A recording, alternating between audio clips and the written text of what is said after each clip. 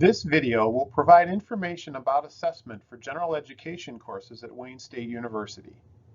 It will summarize the process for selecting appropriate assignments from your course for use in general education assessment. In order to make the best use of the rubric and submit effective assessment data, it's important to carefully choose your assignments. If terms like learning outcomes or rubrics are new to you, or if you are new to the general education assessment process, we recommend that you pause to go back and watch the short video on how to read a Gen Ed rubric, which you can find at the web address at the end of this video. In selecting assignments for the purposes of Gen Ed assessment, we try to keep several criteria in mind. First, your assignment should be summative.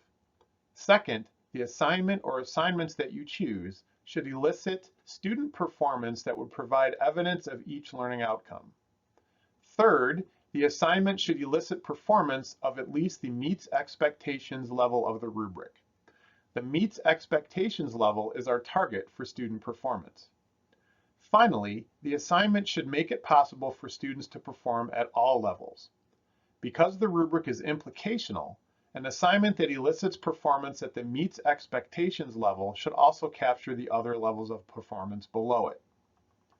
We are aware that students bring all sorts of background and knowledge to their courses that might influence whether they exceed the expectations set for Gen Ed.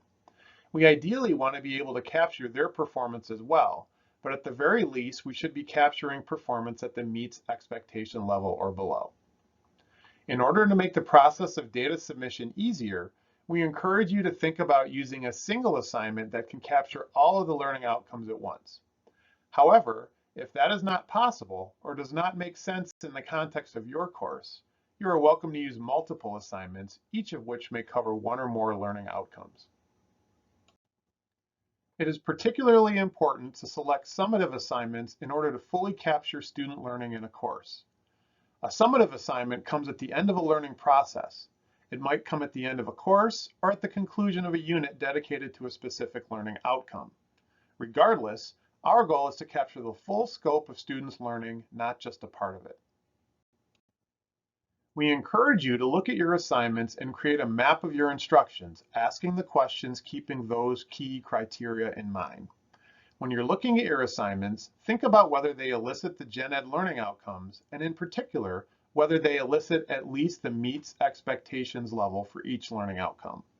If you're not sure which assignment you wish to use, it can be helpful to do this exercise with all or many of the relevant summative assignments in your course. However, if you already know which assignment you want to use, this exercise can be helpful in clarifying how to apply the rubric to your particular assignment.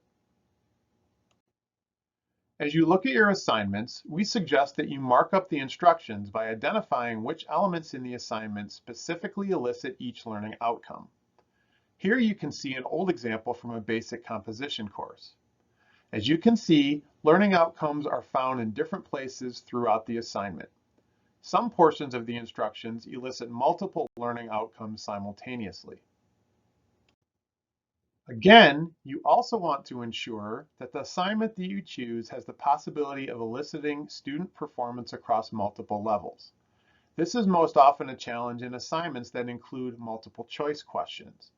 If a homework assignment has only one question relative to a learning outcome, and a student's answer can only be right or wrong, meaning there's no partial credit, then it is not eliciting the full range of possible student performance. Assignments or assignment elements that have only two possible results, 0% or 100%, are only capturing two performance levels on the rubric, the did not meet expectations or the meets expectations levels. It would be impossible for a student to earn partially meets expectations or exceeds expectations. As a result, while that assignment might serve as a helpful purpose in your course, it is not a good assignment for the purposes of Gen Ed assessment. You can either identify another assignment or work to rewrite the question or redesign the assignment. The Office of Teaching and Learning provides support for instructors interested in assignment design and writing effective multiple choice questions. You can learn more by visiting their website at otl.wayne.edu. It's often helpful to look at sample student work that responded to your assignment instructions to see whether students are actually performing the things that you've asked them or expect them to do in the assignment. In looking at former student responses, ask yourself, do students actually perform or demonstrate the learning outcomes that the assignment was meant to elicit? What kind, amount, or quality of information differentiates a response at the meets level from the exceeds level? What differentiates meets from partially meets? This process helps us think about how we will apply the rubric to our assignment and helps us be able to more clearly evaluate student work using the rubric, thus speeding up the process of data submission down the road. Sometimes this process also helps us reflect on our assignment design. This process should not require you to design a new assignment or fundamentally revise an assignment. However, if you find that an assignment that you want to use does not quite meet the criteria for assessment, you might consider some revision. We often find that small changes to assignments are most often sufficient to adjust our assignments for the purpose of assessment. Those revisions often involve making our expectations for students' performance through the learning outcomes explicit for students rather than implicit.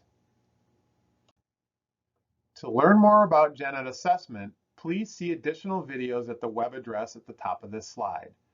They explain goals of Gen Ed assessment, the 4 phases of the Gen Ed assessment cycle that you'll see on the timeline, including data collection, analysis and reporting, action planning, and implementation, how to read and use the Gen Ed rubrics, and how to navigate to the Gen Ed rubric in Canvas and use it to submit your assessment scores.